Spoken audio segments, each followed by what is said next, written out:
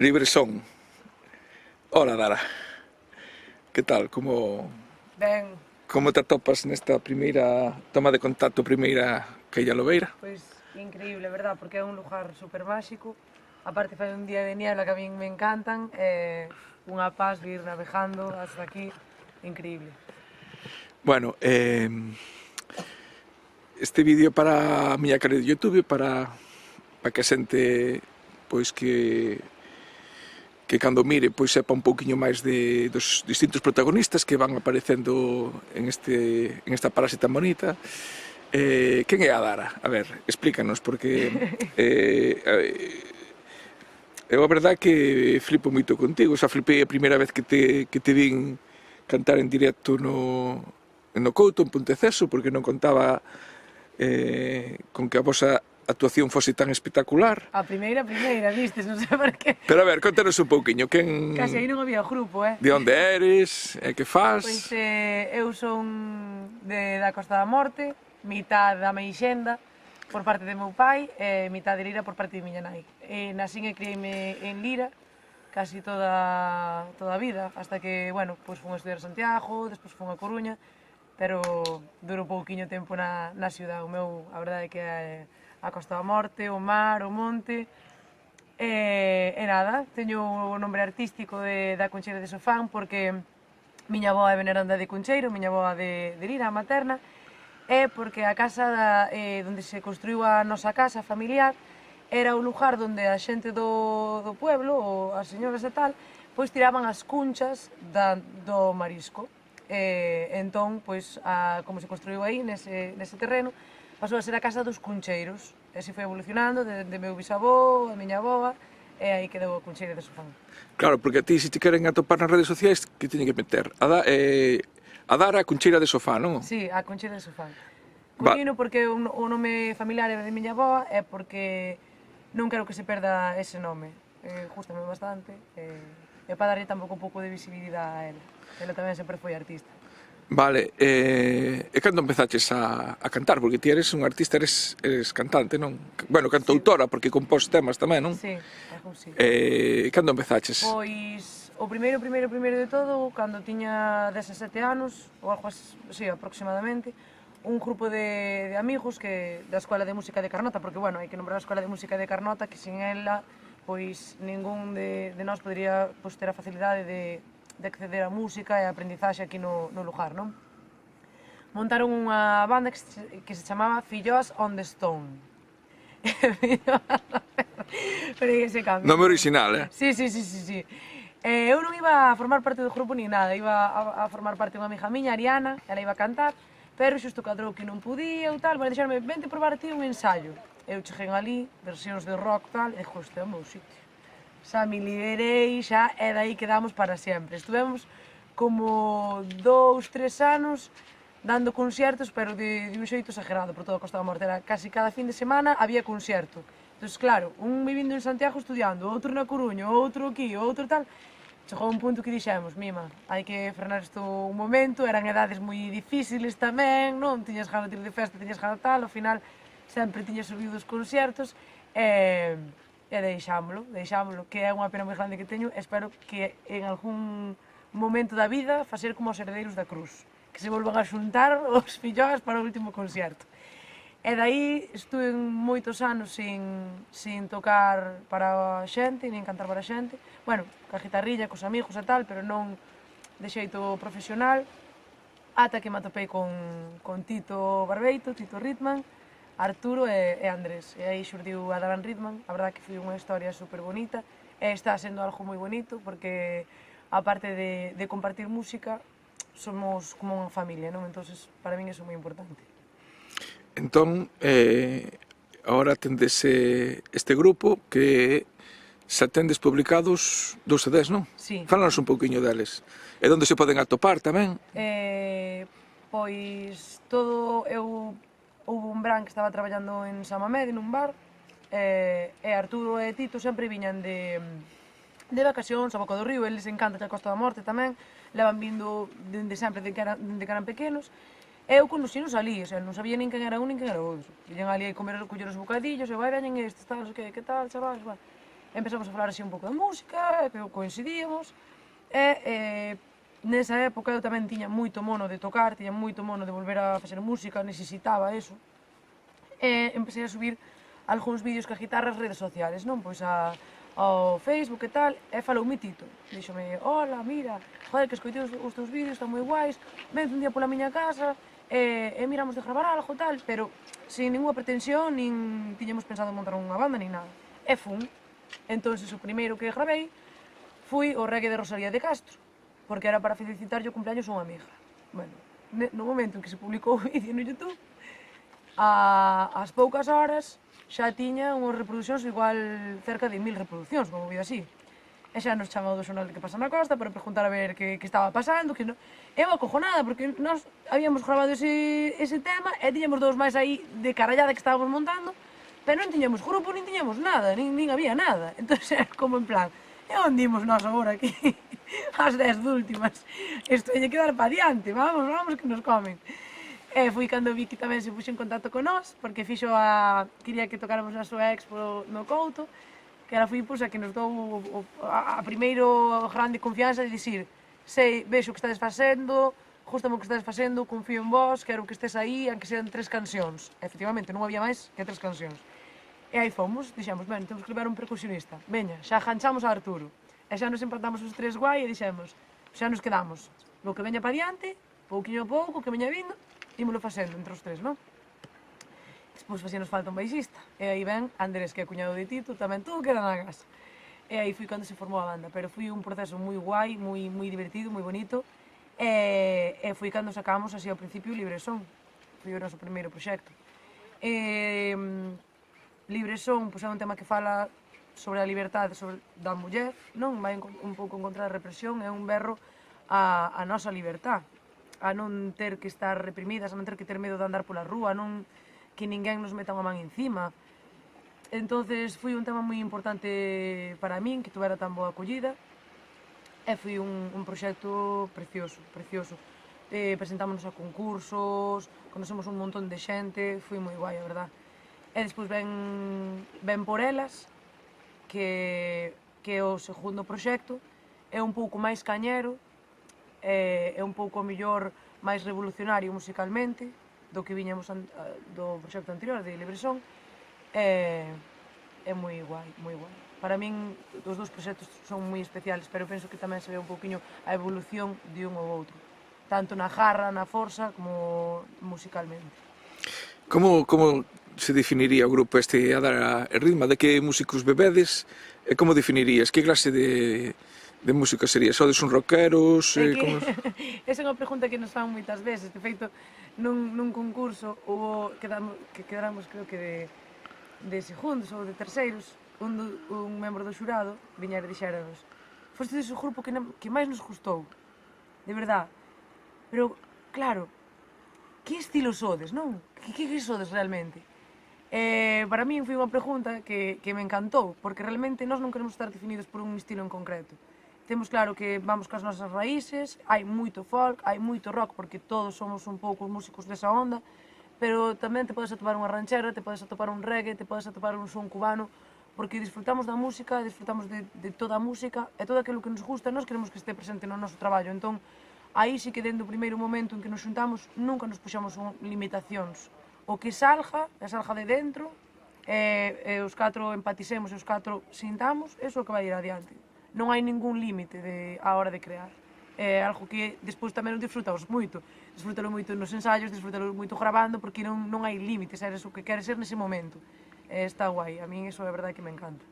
E agora, despois de publicar eses 2 primeiros CDs, estades saca o terceiro ou que? Sí, hai algún tema xa que vai ir para o terceiro proxecto. Ainda non está todo definido, pero hai un par de temas que xa están aí collendo forma e que xa vamos a comenzar a gravar. E pois hai moitísimas ganas, porque claro, vimos de pasar unha cuarentena, vimos de pasar un ano casi sin concertos, que teño que dicir que estamos super agradecidos polos que tivemos este verán. Iba a che preguntar eu, que tal este novo reencontro co público? Eu non me podo queixar, o sea, para min fui porque hai un vídeo por aí polas redes que baixas do escenario, te pos a correr entre a xente. Aí tú veches un momento así de... Non sei, eu vi a toda esa xente ali aplaudindo, descalza, dando todo. sales a tocar descalza? Ese día salín a tocar descalza, ese día fun para baixo descalza, eu vi a baixita que me estaba mirando, ti sempre tens que facer algún, xa te nos vas, joder, no medio do camiño, ahora vamos contigo, porque eu, o que me ven no momento, é verdade que para algunhas cousas, de verdade, penso 3 veces, pero para outras teño unha impulsividade que non me reconozo nin eu. Vi a toda a xente, que había un montón de xente, en Negreira fui, aplaudindo, pasando de puta madre, berrando, non sei que, te dixo, pero eu teño que estar aí con vos. É que como vou estar eu aquí arriba e vos aí abaixo? Eu teño que ir aí a onde estaba o meu ollo, a pasar polas señoras, a darlles gracias a todo o mundo, pero a disfrutalo ca xente, porque ao final, joder, ti faz as cousas, créalas primeiro para ti, non? E teñenche que gustar a ti, e tens que estar ti contento co que faz. Pero despois ver que hai personas que son capaces de conectar co que ti estás facendo e que se veñen a dar as gracias a ti despois, pero en plan, buah, ese bolo foi increíble. Ese se dixo, este verán tuvemos bastantes concertos con todo o que está pasando, non nos podemos queixar, por elas tuvo unha acollida tremenda, tremenda, o sea, toda a xente que mata por aí, que escoitou o tema, sempre ve falar do tema, persoas incluso que se sentiron identificadas porque sufriron pois violencia de xénero, foi moi flipante nun dos concertos deste que demos este verán. Eu cheguei, sempre me poño super nerviosa, non sei por qué, porque agora estou falando moitísimo, os que vexades o vídeo xa vos tedes de cuenta, pero cheguei super nerviosa, dixen, a ver como sale, tal, non sei que. E antes de empezar a tocar o bolo, unha muller berrou, por min, por ti, por elas. Eu me quedei mirando para ela antes de empezar, sabes? E foi como un chute de energía de dicir, Dios, me acabas de quitar a tontería todo o que teño na cabeza, isto vai sair de puta madre porque por isto é polo que estamos aquí. E foi como, buah, fixemos o concerto e despois collín un CD firmado e fun a buscala, porque estaba nun bar tomando algo na terraza e fun a buscar a ela porque quería regalar o CD porque eu quería darlle as gracias porque me acaba de dar un chutazo de energía a min tan potente que era en plan, eu tive que dar un abrazo. E fun a xunta a ela e cando ela me contou a súa historia personal do que lle había pasado, xa non era que lle gustara a música, senón que ela ese tema o escuitaba porque estaba narrando a historia da súa vida. Entón foi moi heavy, porque eu non me esperaba eso para nada, non? Entón me empezou a contar eso, que ela había criado un bebé, que había sufrido violencia de xénero, que había conseguido escapar dali, e díxome, a todos os concertos onde ti vayas, eu vou a ir contigo, eu vou estar ali, porque cada vez que cantes por elas, eu vou estar ali, e como a min, vai haber moitísimas máis mulleres. Entón a min eso foi algo que me deixou noqueada, sabes? Porque me encheu de alegría saber que o mismo que eu sinto así ese tema, eu sinto esa muller, eu sinten moitas máis, e ao final é unha lucha constante, porque é unha lucha que nunca se dá acabado, non? Porque ti podes luchar por algo da vida, podes ver algún logro, podes ver algún progreso, pero aquí neste tema non hai logro nin progreso, hai un intento de supervivencia continua. Esas mulleres intentan sobrevivir todos os días a unha tempestade, a unha bestia, hai que cambiálo, non vendo todo o que está pasando tamén en Afganistán, que as mulleres con toda a represión, en que mundo vivimos? Estamos no siglo XXI, de verdade unha muller ten que tapar o seu corpo, de verdade unha muller non pode traballar, de verdade unha muller non pode estudiar, de verdade é que a miña mente, a miña comprensión resultalle imposible asimilar eso. Eu non podo comprender eso, non podo aceptar eso, é que é algo que se por min fora, vamos, collíme cagen tal, iba polo mundo arrasando con todo, e acaba esa tontería que tendes na cabeza, sabes? Nasemos libres, naces libres do vientre de túa nai, que é unha muller que te está dando a vida, que te está dando a luz, e tens que morrer libre, joder.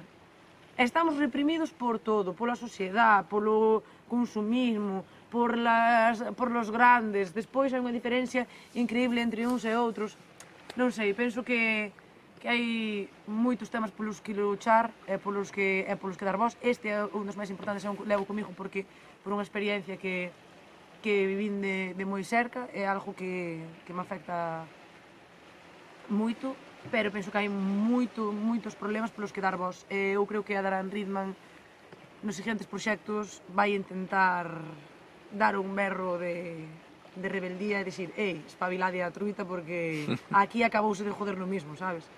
Entón, moi contenta de facelo con eles porque entenden as cousas como a min e estamos na mesma onda. E a túa voz, que di a xente da túa voz? Porque é unha voz desgarradora, non? Sí. É unha voz distinta. Eu, cando te escuto cantar, non vamos, que me parece que non é... Poucas voces hai nos músicos galegos como a túa. Eu teño que dicir que a miña voz ven da miña familia paterna, que ti escuitas cantar a meu avó, cancións de iglesia, eso sí, escuitaba cantar a meu avó, eu flipaba. Miña tía, irmán de meu pai, miña tía Cruz, era unha das mellores voces do coro da Costa da Morte, mellor soprano. E meu pai tamén canta para despertarche polas mañanas, joder un pouco, pero canta.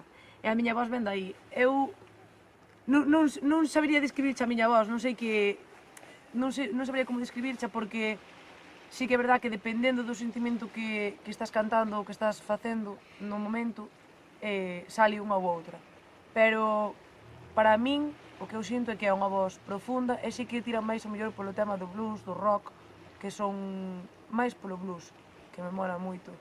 E penso que tira máis por aí, non? É unha voz baixa, é unha voz... non sei como explicalo, pero sí, máis desa gama, non tan soprano, non tan para arriba.